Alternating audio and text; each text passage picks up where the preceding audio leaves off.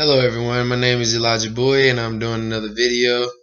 Last time on my other video I just told you a little bit about me. I didn't really get into detail. But this video right here I'm really going to get into detail and talk about, you know, where I was from, when I was born and everything like that. But anyway, so of course my name is Elijah Boy. I was born on June 16th, 1993.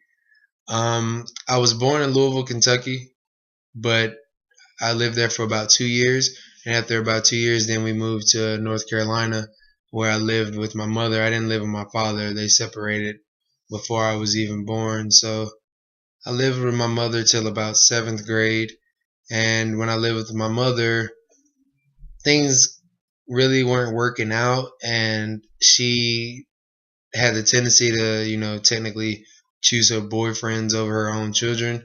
So she had 6 kids and she lost all her other kids, and it was just me and my little two sisters, Quintrice and Dorothy. And they have the same dad. My older 3 siblings, they have the same dad, and I'm the only one who has basically a single dad. But anyway, things weren't working out, and one day I was in the house and I found a gold necklace that my grandmother had gave me, and I really was like, how in the world did my mother end up with this necklace? So anyway, I put it on and she came home and she accused me of stealing from her. And when she accused me of stealing from her, she looked me in my eyes and she was like, Elijah, why are you stealing from me? I can't stand you and everything like that. Basically just downing me. And I got in an argument with her, and then her boyfriend had the right mind to put his hands on me. So when he put his hands on me, I went up and I swung at him, and I hit him twice and knocked him down. And my mother got mad and she went in her room and she got her bat and everything. She was like, I can't stand you. You're not my real son and everything like that. She just really wanted this guy because at the time that guy was really supplying us, with the finances and everything like that because she had recently lost her job. And I just got really upset and I was hurt inside because my own mother turned on me for another guy when I was the one really hurting deep down. And for a while I thought that was my fault, but it came to me recently, and when I was in high school actually, it came to me that it really wasn't my fault. A teacher sat down with me and asked me what was going on, and I told her my testimony, and she was like, Elijah, that's really not your fault. You had nothing to do with that. Your mother did what she did for a reason. And it took me a while to grow up and realize that things were my fault. But anyway, after all that, my mother sent me to a home.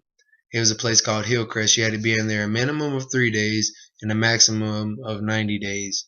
So I was in there 3 days, and I really wasn't close to the Lord this time. I mean, I was only in seventh grade. So I'm in my room, I'm crying. I got this roommate who is really weird, but I'm in my room and I'm crying and I'm like, Lord, please just help me. I mean, at this point, I didn't even know the Lord, and I'm just crying. I'm like, Lord, please, who can I call? Because I only had one phone call. I was like, Lord, who can I call? Please, just let me know. Come into my heart and let me know who I can call. So the Lord, I feel like He spoke to my heart, and I went and I called my grandparents, Dorothy Hunter and Joe Hunter. And when I called them, they both were crying on the phone. I've never heard my grandpa cry for once. And he was just like, Elijah, we're going to get you. We're going to come and get you. So anyway, I went to school the next day. This is my third day there now. I went to school the next day, and when I came home, I found my bags on the ground, and I was like, what's going on? What's going on? Because before when my mother had told me, she's like, I can't put up with you anymore. I'm going to send you to Washington. So she was going to send me to another home in Washington. And I was just hurt deep down. I was just so hurt. But I come there and my bags are packed and they're on the floor. And I come in there and the group home teacher, she came up to me and she was like, you're leaving. It's like, what do you mean I'm leaving? And she said, your grandparents are here to pick you up. They're signing the custody papers and everything. So my grandparents in like one day went to the extreme and took me. I was so blessed. So anyway, I go and live with my grandparents. I really wasn't living right then either, like immediately. I was going out with my friends and everything, doing drugs, drinking, doing things that, you technically are not supposed to do into a marriage. And it came to me one day at a basketball game, just like I said in my last speech. Came to me actually at a basketball game. One of my coaches came up to me and he was like, Elijah, you need to know the Lord. So I'm thinking in my mind, oh, blah, blah, blah. No, I don't need to know the Lord and everything like that. So anyway, then we went to a camp. It's called Camp Dixie that I talked about before in my last speech also. And my one of my other coaches, he was my soccer coach actually. His name is Caleb Dickens. So went up to Caleb Dickens and he was like, look, man, I really care about you. I love you like you're my own son, and I see you going down the wrong path. This is my freshman year. So anyway, I was, thinking in my mind, oh, blah, blah. Okay, I'll just tell him I'm getting saved. And, he spoke the gospel to me and everything like that. And I was just like, okay, yeah, I accept the Lord. And then it was just like, I feel like God used other like challenges in my life to make me realize that he was God and he's the one in charge of everything. He's the King of Kings and he's the Lord of Lords, because things started happening. Not saying that this is the reason why things were happening, but God used like people in my life, like friends that I had. I mean, I have friends who have been getting killed constantly. I had people that I went to school with every day looking at me saying, oh man, I have a disease and everything like that. And I'm thinking in my mind, wow, this could be me. If I would not have went to the Christian school that I went to in high school, I could be where these guys are. I could be in prison right now. I can be in jail. It really hurts.